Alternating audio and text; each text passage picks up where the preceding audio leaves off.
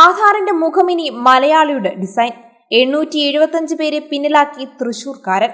ആധാറിന്റെ ഔദ്യോഗിക ചിഹ്നം പുറത്തിറക്കി unique identification authority of India. ആധാറിന്റെ ഔദ്യോഗിക ചിഹ്നം വിരിഞ്ഞത് മലയാളിയുടെ രൂപകൽപ്പനയിൽ. ഔദ്യോഗിക ചിഹ്നം രൂപകൽപ്പന ചെയ്യാൻ സംഘടിപ്പിച്ച അഖിലേന്ത്യാ മത്സരത്തിൽ 1ാം സ്ഥാനം നേടിയത് തൃശൂർ സ്വദേശി അരുൺ ഗോകുൽ.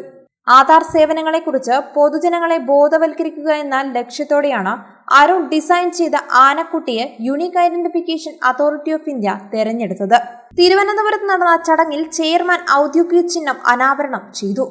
ആധാർ വിവരങ്ങൾ പുതുക്കൽ, ഓഫ്ലൈൻ വെരിഫിക്കേഷൻ, തെരഞ്ഞെടുത്ത വിവരങ്ങൾ പങ്കിടൽ, പുതിയ സാങ്കേതികവിദ്യ സ്വീകരിക്കൽ, ഉത്തരവാദിത്വമുള്ള ഉപയോഗം തുടങ്ങിയ ആധാറിന്റെ വിവിധ സേവനങ്ങളെക്കുറിച്ച് ആശയവിനിമയം നടത്തുന്നത് ഇനി ഉദയായിരിക്കും.